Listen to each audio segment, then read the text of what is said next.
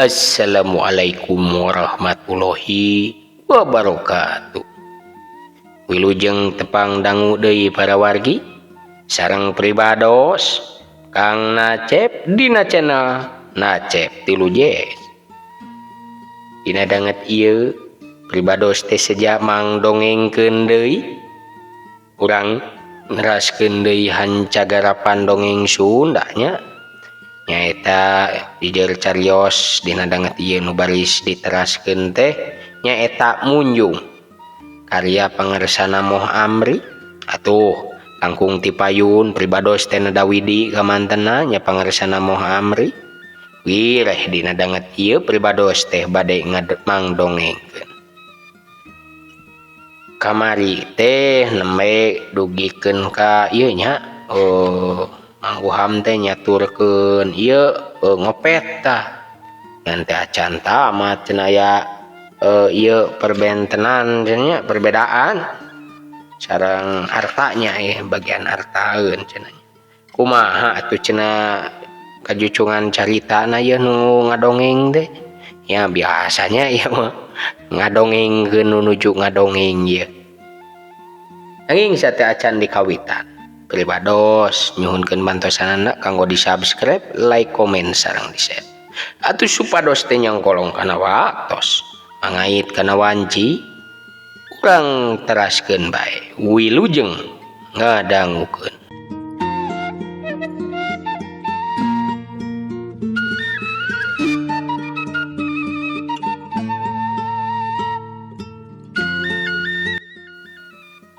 Kieu tapi nya eta teh beja deui ieu teh lah. Tempat munjungna teh da tiris. Ku kuncen teh dianterkeun bus kana liang cara sumur. Sumur gorowong kahanap liangna oge nya sarua jeung sumur urang. Sakulilingna teh batu, teteceanana oge sengket dina batu. Tapi kahanap blang caang. Biasa di kieuna we. Urang bus tah kalembur agar cukang tihang tiang dorat teh jelema cara nu dicaritakeun ku Mang Uham saruana tah tina palebah ieu nama tatapakan imah kabeh jelema bae sarua lah jeung anu tadi dicaturkeun ku Mang Uham. Urang teh dideheuskeun ka ratu di dinya kuno didongengkeun henteu dicaritakeun hateupna talahap jelema matak garila imah raja Mang Uham si teu boga raja kitu dewek mah eta nu didongengkeun bieu ku Mang. Geus tong diguar-guar deui nu tadi mah sabawing mah nu catur ku si Emang mah ceuk Wirja. Areta nuluykeun deui carita.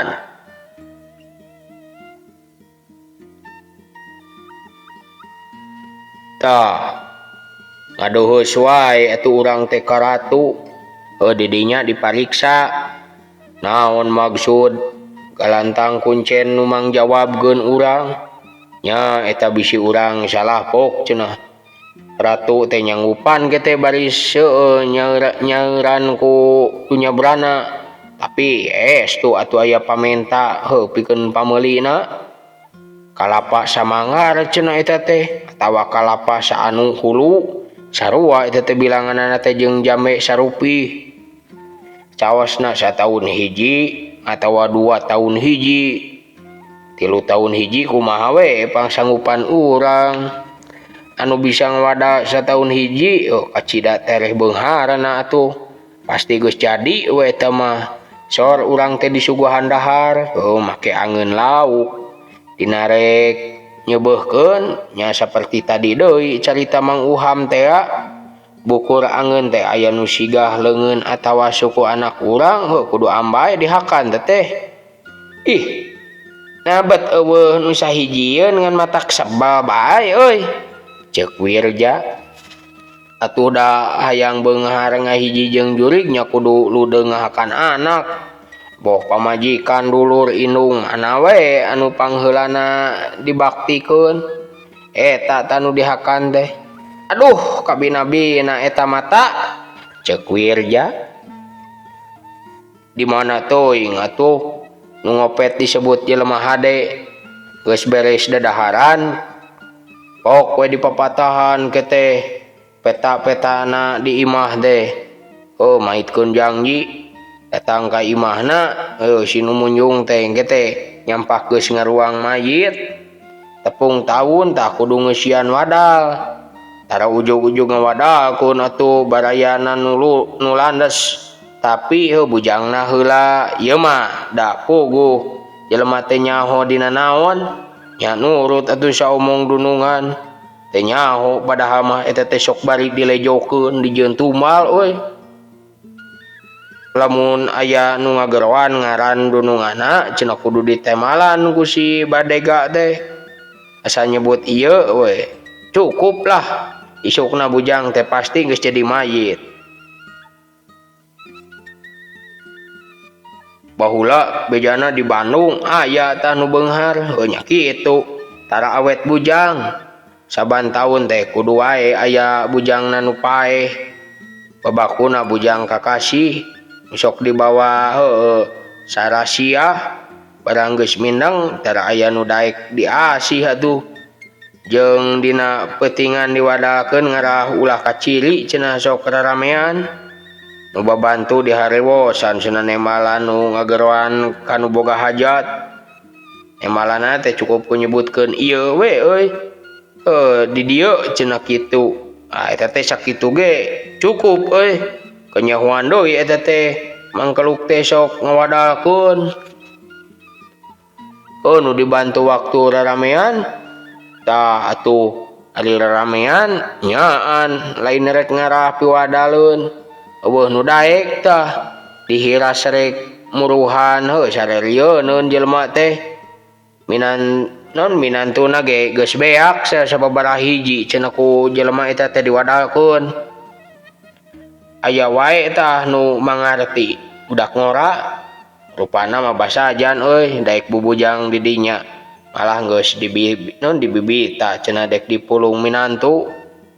Mangkaning anu rek dibikeun ka manehanana teh randa ngora geulis atuh ku kolotna teh pang diwowoina lah gancangna nya dikawinkeun gor pesta rame euy nu babantu teh loba tah da gede atuh buruhna katurug-turug nyaraho moal dijual da keur sok ngawadalkeun minantu ka panganten teh pada ngaharewosan kade cenah. Panganten teh senang-senang we suka seuri tengah peuting manehanana geus dingon diuk dina alketip manehana teh nyang hareupan cikopi bari pelenyun udud surutu pamajikanna panganten awewe keur ngalaanan pakeanana bangsa emas inten sup kana laci perak lacina ge sagede peti surutu teu lila gegero ti luar sada nu ngageroan kanu beunghar disebut ngaranna cuk nyiu panganten teh Kang eta teh asa aya sada gegeroan ka Abah nih. Jawab salakina euy bari nyarebengkeun haseup surutu. Nya keun urang tuduhkeun manehna teh nempo kana janela itu dihareup tuh kuring yang harupan tamu cenah cekuk si panganten lalaki teh atuh teu lila gero nu ceurik buyur nu boga hajat paeh ngadadak keur diuk dina kursi cenah ngalengak teu usik deui. Mang Uha mah harita ngajawab enya euy dewek ge ngadenge tah beja bangsa eta urang Gunung Bohong nu beunghara deui dina peutingna ngawadalkeun ini cenah kaondangan ieu non nayuban memeh init carita ka bujangna bisa aya nu ngageroan ka imahna cenah kudu ditemalan ceuk si bujangna teh ngaheueuhkeun tengah peuting keur meujeuhna simpe ka imahna aya nu datang nya gageroan ngahayukeun cenah eta teh si bujang poho kana papatah dununganana manehna teh nemalan bari lulungu di ditu cenah di Cijagra ke Nayuban rasa maneh geus asak teh pepatah teu aya kari ngerang si nu beunghar teh dina pasamuan gumira pisan atuh waktu bujangna nuduhkeun manehanana keur ngengklak tangiga euy ujug-ujug ku lapes we leungeunna teh gedebug labuh ngajoprak tah boro atuh ku nu dareukeut geus eueuh nyawaan sing horeng teh poe eta isuk-isuk bejana kapanggih tah ku kawawuhanana lebah palimanan tumpak kuda belang cenah awetankeun teu nanya teu ngajak deui teu ngajak dek ieu kitu atawa ngomong oge henteu cenah ngan ukur seuri we ceuk Mang Uhab wirja harita mairan loba carita bangsa kitu teh geningnya tapi ari kaayaan di pamunjungan mah kakarang ngadenge ayeuna aya deui euy urang padalarang cenah ceuk Arta papanggih jeung tukang samak euy kawuhana nu kaitung loma atuh lebah Jatiwangi nu kawuhan keur ngajemprak cenah sila nyang hareupan daganganana nu beunghar urun pok nyarita saenggeus ngabagiakeun adi akang talatah cenah hayang diperlukeun ieu ka embokna poma ulah henteu cenah mun bisa mah isuk teh sebrut bae atuh ka itu kalemur kalemur si nu beunghar eta tepungan embokna bejakeun cenah sosi geledeg dina bongbok kitu pantok nggon belah katuhu cenah hanapeun parako kete aya duit teuneun cenah teu duit teteuneunan si jalma beunghar teu nyaho cenah sabaraha mah poho deui cokot kitu duitna kop duakeun jeung adi surat teh ditanda tangan euy tanda tangan sawah ti Haji Jamhuri acan katampa pamenta ti ieu teh naon kalurah kitu umat ulah henteu diperlukeun cenah rek init akang teh teu kaburu nyarita heula rusuh ceuk si nu beunghar teh euy ngadoni na kitu mah geus ngomong kitu celak atuh kana kuda dah beretek ditorolongkeun teu ngadangu jawaban tukang samak isukna init milu jeung roda barang nu rek ka Bandung dagangan manehanana teh dipercayakeun ka sobatna jeung ka pananggungna ti Jatiwangi tepi ka Padalarang di jalan monok cenah 3 peuting sangkilang ti ranca ekek mah kana kareta api we joal ka imah nu munjung bada magrib cenah nepi teh kaget atuh euy bet keur ribut-ribut sigare ka hajat tah nanyakeun kanu didinya hajat tiluan nu boga imah manehanana teh ngagebeg nah ongkoh cenah panggih di Jatiwangi hari di imah paeh kabenaran gok jeung nu wawuh tuluy we ngenta dibejakeun kanu boga imah da lain jelema anyar lain anyar pinanggih itu ku pribumi teh di aku dibagiakeun dibejaan tah kapepatenan puguh nyeta mbok cek tukang samak euy pongna kuring ka dieu teh kapancenan ku akang ke adi cek pribumi mbok rea uruseun ke geus reres nu ratib nyaritanya bisi kesal mah ka itu atuh milu ngariung berkahan akang nanya monggo eta jawab ieu semah nu tukang ieu teh ketip teh euy tukang samak tah pas kira-kira pukul 8 geus rengse ise mah teh geus sila ditepas tukang heug disampeurkeun ku pribumi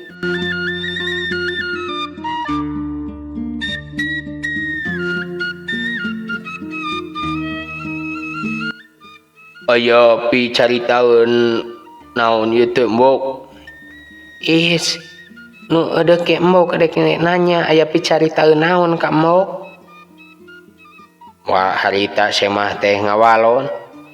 Muhun aduh gempur ieu teh hareugeun kuring teh mok jeung akang teh panggih di Jatiwangi di dieu guyur ka papatenan. Ulah tarik teuing nyaritana geus kitu kumaha? Gini gue akang teh tumpak kudana teh belang beureum asana kudana teh lah bener belang beureum. Dilaksukan ieu ku baju hideung diiringkeun ku duaan tadi baraju hideung ikat wulu.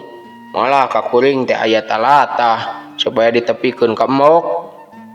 Naon talatahna? Taun embok sisi geledek saur akang dina bongbok pantau belah katuhu cenah. Alah ieu tacan inget-inget kadinya. Geus sawios ngan ceuk akang kitu. Kaduana surat tanda tangan ti Haji Jamhuri ku embok kudu dicanak cenah ka lurah. Lah ilah nyana teh geus beres teu aya deui talatahna. Aya ngan rada era nepikeunna da eta make implik-implikna duh. Pribumi ngesot diukna rada ngadeuketan. Pokoe Ki Adi ulah asa-asa beungpeung barudak moal ngadengikeun. Dina handapeun parako aya artos duka sabaraha ku embok kudu dicanak cenah. Ari implik-implikna lah teu werat balaka bisi majarkeun kumaha wae. Kajeun kieu kajeun kitu amanat mah kudu ditepikeun bisi ditagih ku Alip ditanya ku Dewata. Ari kitu onaman atunya mangga tapi embok ulah nyangka awon yeuh ka kuring. Puguh wae moal atuh. Artos nu dina handapeun parako teh saur akang kudu diduakeun jeung kuring cenah. Alah heug teuing embok oge geus cok dina hate nya kitu rek diduakeun teh sarua jeung timu ngan peupeujeuh ieu nu dicaritakeun ulah rek betus kanulian nya. Isuk atawa pageto parako urang dungkar duitna urang ieu parokeun. Dibuktikeun teh nya. Nyaan tah kabeh teh. Tukang samak atuh diandeng nepi ka 7 di dinya tah. Balikna teh ngagemol duit aya 100 perakna. Tah lamun jadi tukang mawa talatah bangsa nu bieu resepnya tah batur nu munjungna urang milu untung. Kenah eta mah euy ceuk warja. Apan Mang Uham kamari ieu kawiwirangan tah aya nu nyarekan. Eueuh cenah nu nyarekan teh nya kuwu nya Mang. Mang Uham jampe teu nembalan jongjon wae manehana teh ngajogo diharudum ku sarung. Itu ngelelep kalepasan repeh teh Mang. Keun wae karunya lah tunuheun. Nah kunaon tah dicarekan Mang Uham teh keur jongjon cenah heueuh ngarekuk nanggung buah ti tomo loba warung peti tah papag-bapag jeung balon. Udana teh 2 belang nu tumpakna teh katemong cenah baju hideung ari Mang Uham cag tanggungan tuluy heueuh ngeureunkeun kahar. Ceuk Mang Uham teh cenah, "Kimas moal talatah kanu di lembur?" Nu tumpak kahar teh rungah ringeut. Nanya talatah naon ieu teh Mang? Bisi bae kawan tu moal mulih deui. Tak kitu cuk Mang Uham teh eta nu tumpak kahar. Nah majar moal balik deui Mang kumaha maksudna ieu teh? Sanes geus nepi kana janji kudu kaitu ka palotot geus kitu teh tumpak kahar bari nunyuk-nunyuk ka Mang Uham teh nyarekan pada eta make kuda 2 belang teh. Ari disangkana ku Mang Uham meureun rek balik ka pamunjungan. Atuh tungtung nama dicarekan we tah Mang Uham teh. Mang Uham dengan seukur balaham balehem minta hampura tuluy ngengket deui nanggung. Tadina Mang Uham teh cenah susuganan untung cara tukang samak teh ayeuna oge teu kaop Mang Uham amun manggih kuda belang sok ngajanteng tah ngawaskeun sakedeung disangkana mah nu balik munyung teh. Tah tos kitu waktosna seepnya aleh seep ya jaga tuh urang dugi ka dieu heula. Hatur nuhun ka wargi anu parantos ngadangukeun dugi ka rengse kalayan hatur nuhun ka wargi-wargi anu parantos nge-subscribe nge-like nge-komen sareng nge-share. Pribados neda dihapunten tina samudaya kaluputan kalepatan tina langkung saur bahe carekna bilih ayat kacaletot basa alih sagedengeun ti eta. Pribados ge neda dihapunten tina katetiasaan sareng kakirangan pribados. Sakitu bae nu tiasa kasangakeun dina danget ieu urang pungkas bae urang lajengkeun nya sanes waktos.